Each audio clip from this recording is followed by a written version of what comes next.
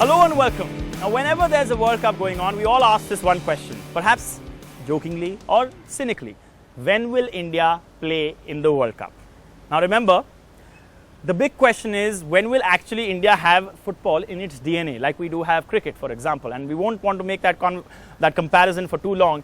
The big question right now out here is that at a time when the World Cup is on, why is it that the Indian football captain had to reach out to you, Indians, fans or not, and ask, can you please come and watch us play, the Indian football team?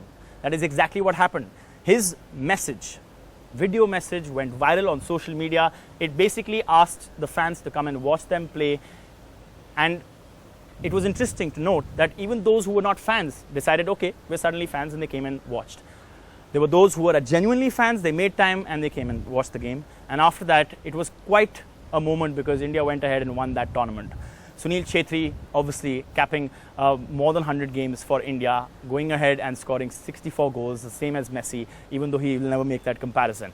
But the question that we're asking on this special show is, why is it that we are where we are? What is the state of Indian football, and how long perhaps will it take for us to get there, where the best teams in the world are currently playing? Sunil Chhetri with us, Baichung Bhutia with us, perhaps the biggest football fan who also plays on weekends, correct? It is, yeah? It does. Dino Moria with us, and Gurpreet Sandhu, who has played in Europe and perhaps can give us some sense of what is going wrong with India and what is going right with what Europe is doing. Sunil, let me start by asking you, I know you don't want to talk about it, and I know he's already joked about it and said, actually I'm married, so that's why I sent out that message, but you can't use that right now. What triggered that message? What is it that actually said, okay dude, I got to do this? I think we played the game against Chinese Taipei. We won handsomely, and a lot of youngsters like Anirudh and Udanda did really well. Yeah. But then the stadium had just 2,000 people. And with ISL, we're not used to it anymore. You know, you go to Kerala, you go to Chennai, you go to Northeast, Bangalore, even Mumbai, you get jam-packed stadiums, and it's nice. As footballers, even if the fans are against you or for you, when you see a jam-packed stadium, it's always nice. It's that added motivation. But here we're playing for the country, and there are only 2,000 people there. So I'm a little bit sad. I wouldn't say very disappointed, but a little bit sad. No, but what triggered the message? What made you think about it? I don't know. You just took your phone late breakfast, or I don't know, bad massage. I don't know what. No, you're joking. Seriously. No, I'm being honest. Okay. I didn't tell anyone. I didn't plan it.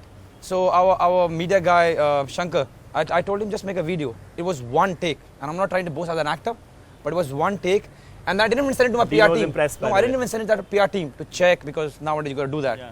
You know, spelling mistakes, comma, and all the stuff. Yeah. I just posted it. But then what followed was crazy, man. I think the kind of support, a lot of eminent personalities came up and supported it to spread the word was amazing. Yeah, Virat Kohli also, yeah. All of them, so many of them. And I'm really thankful to all of them. But to see the stadium packed was so nice, man. Okay. It's so good when you see a stadium packed. Okay, Dino, I want to ask you, you're a fan. Yeah. Why was that message needed for fans to show up? I wouldn't look at why it was needed. I think what he did on the spur of the moment, it came genuinely from the heart. And I think everyone needs to do what they need to do. Yes, in India, there are football fans, let me tell you. There are lots of football fans. They don't make that much of an effort. And I think after seeing this, everyone made an effort. And I think as a captain, you need to do what you need to do. Even if it's shouting from the top of the roof saying, hey, come and watch. Get them to come and watch. Because you get them there once, and trust me, you go to a stadium and watch a match once, and you're addicted. The buzz in a stadium, the energy in a stadium is something you can't replicate on TV. I agree. Baichung, you've been there, you've done that. And perhaps a lot of people have called this particular moment of us winning this tournament, you scoring 100 caps and 64 goals and all that, as the decisive moment in Indian football, which I don't think it is, frankly. But I want to ask you, why is it that we are where we are right now? No, I think obviously we've got to do much more than what we've been doing so far. It's obviously not easy as well for India to get into World Cup, because whenever the World Cup comes in, the biggest question everybody would ask is, when is India going to play World Cup? I think that culture has to be created, football culture DNA. has to be created. DNA as well, I think that just that culture, people coming and watching, people are talking about it. When the World Cup comes in, I think there is a huge atmosphere and culture within the country as well. Much more, but this has to go 365 days. Yeah. When the ISL, I-Leagues or even the national team is playing, I think that culture has to come in. And also at the same time, I think it's important for the government of India, the Ministry of Sports, the Federation, All India Football Federation, the You've state. been saying this how many times? I'm sorry. I've been saying, what do you need to say that people listen? I think people should start working together, because at the end of the day, I think where are the players going to come? Players are going to come from the villages, from towns. So that community work has to be there, I think, and that can only happen if everybody works together, including the panchayat levels in the villages, the community in the town. I was going to go as far as only states, and you're talking about panchayats. No, you need to get in quite deep, and also ultimately what you really require is you need passionate people who really love the sports to be working for the game of football. I think you can't have in It's India. interesting you say that. I was talking to another gentleman, I'm not going to name him, but he told me something very interesting. He said, while IMG might have great people to run business, who out there loves football? You need to have passion for it. See what is happening with Indian sports, just not football. You even look at cricket as well.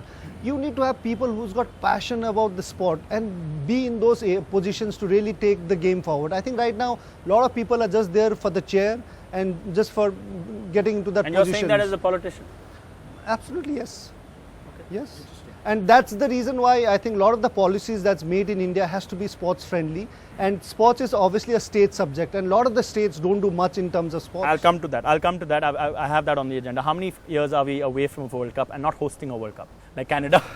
But how many? Okay, you know what? Sorry, I'll answer that. The real question is, when are we going to come in the first 10-12 of Asia? So whenever people ask me this, when are you going to play World Cup? It is a fact. It's a sad one. It's far-fetched. As a captain of the country, my main aim right now is, when are we going to be in the first 10 of 12 of Asia? What will happen is, once you're in the first 10, 12, you can see Australia, Saudi, Iran, South Korea, the ones who are playing. You're going to play against them. When was the last time you saw us playing against Saudi? Yeah. But tell me, you had a 13-match unbeaten run. You qualified for the Asian Cup. That's never happened before in a long time. 2011, even then it was a backdoor entry. So, is this the decisive moment? What happened in this 13-match? It's a great small step. The thing is, we're talking about something huge right now. Yeah. So when you talk about a small tournament, and it's not small for me as a player because I've worked really hard, but on the context of where we want to reach, it's a small step. You can't just be happy right now. The road is too long. So when they ask me about the World Cup, I say, forget World Cup right now. Think about coming in the first 10 12 of Asia and staying there. And once you start playing against Australia, Iran, Japan, then you won't ask me this question, because then you will know. This is how far we are. Yeah, but the people would know, and I wouldn't have to ask you that question. Okay. Also, I completely agree with Sunil. I think what India needs right now is try and get into the final stage of the World Cup qualifiers. You've got 12 teams that plays the final round of the World Cup qualifier. 6 and 6 in 2 groups, and the top 2 qualifies. Just get into those 12 teams and be there and play consistently, trying to get into against the big teams.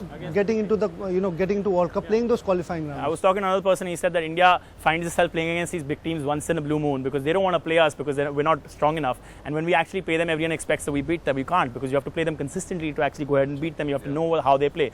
You were in Europe. You've seen a different style of football. Everyone out here has, but you've seen it for a longer period, and perhaps can give it a different spin, because you've seen what's happening right here in your state and in India. Gurpreet, can India do what people ask them to do when they say follow the European style, do what they're doing, follow the mandate given by the FIFA, the minimum requirements that states should follow? Can we do that? Are we in a position? It's difficult, but it's not impossible, in my opinion. We have the resources, we can create the resources, and it'll take a lot of effort. But we need people to do the effort. Realistically, Yeah. you see it happening in the next 5 years? Creating that environment, Yeah. we should start at least. We need to start. We need Like to, now, like yesterday, we need to start. Yeah, we need to start.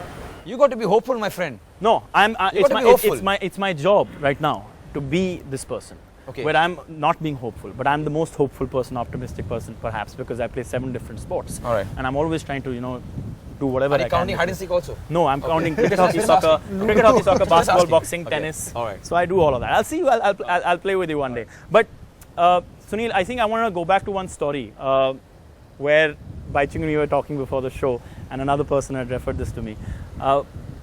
Apparently in Kolkata, when Sunil was struggling, or not, I don't know. He used to wear short pants and come. Yeah, he used to go to Baichung's house and have food there, and then tell Baichung, can you pay for my cab also? That was the state of Indian football. You've been somebody who's risen to the same level as Sunil has, at a time when the infrastructure was even worse than it is today.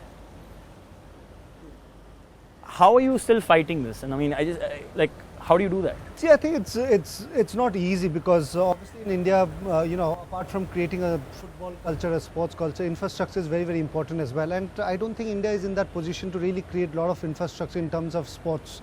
I think today, honestly speaking, I think we are actually fighting to have toilets in every house today. To get a There toilet, comes the politician. to get toilet in each and every house. And if you can't get that, imagine spending money into building a stadiums or grounds is going to be challenging. But I still feel that looking at infrastructure, obviously we've got to build it. But if you look at a lot of countries in South America, I think it's is almost the same infrastructure. But the interest and the culture that has been created in the remotest of places in South America, I think that's what we need to create, and that is there in India, in some of the northeast states, Kolkata, so we have these Bengal, hotbeds. Kerala. The problem is we have these hotbeds. We but have we Goa, need- we we have need- Kerala, we have Bangalore now coming up. We have the northeast, Kolkata. What else? I mean, that's the problem. No, but so how do you transfer that to everyone? you need to have that organized sector in the community as well. If 20 years ago, 20, 30 years ago in Calcutta, if you go anywhere, they used to play those para footballs, small-sided within. Now that is also vanished. I think that you can still have that, but more organized for a longer period of time. Okay, Sunil, tell us the story of when you used to depend on him so much as a father figure. No, apart from that funny one, which is not true. Is it true that he No. used to ask you for No, money? he He will was say- quite a lot of money apart. When I've calculated, When you it's come say- down. Now is the time to collect. No, when he says quite a lot of money, means 60 bucks for a cab here, there. And he was stingy, man. Anyways, the more important part is of all these jokes, a lot of my generation players, we have been helped so much by him. And forget about the way he used to encourage us, be a good example as a captain, the best that I've played under. Off the pitch also, people like him and Renedy have helped us so much. And not only me, Stephen, Pradeep, Anwar, all of us who came at the same time, they've helped us so much. We're talking about the penalty. I'll give you a small example. Him being the captain, I was just 19, 20. I told him, bhai, I want to take a penalty. Right now, if an Udanta has to come and tell me, he wouldn't even... He wouldn't think he about wouldn't even say. Anirudh also wouldn't He think wouldn't even about say that, bhai, I need a penalty. But I went to him like, bhai, I'm going to take a penalty. He had the trust and the heart as a captain to say, okay, you know what, go on. So in games, whenever India got a penalty, when I was 20, when I started, I should take the penalty. And it's just one of the examples how he had a big heart and he thought about the team more. And there are so many other instances where he has helped us so much to grow the kind of player we have been now.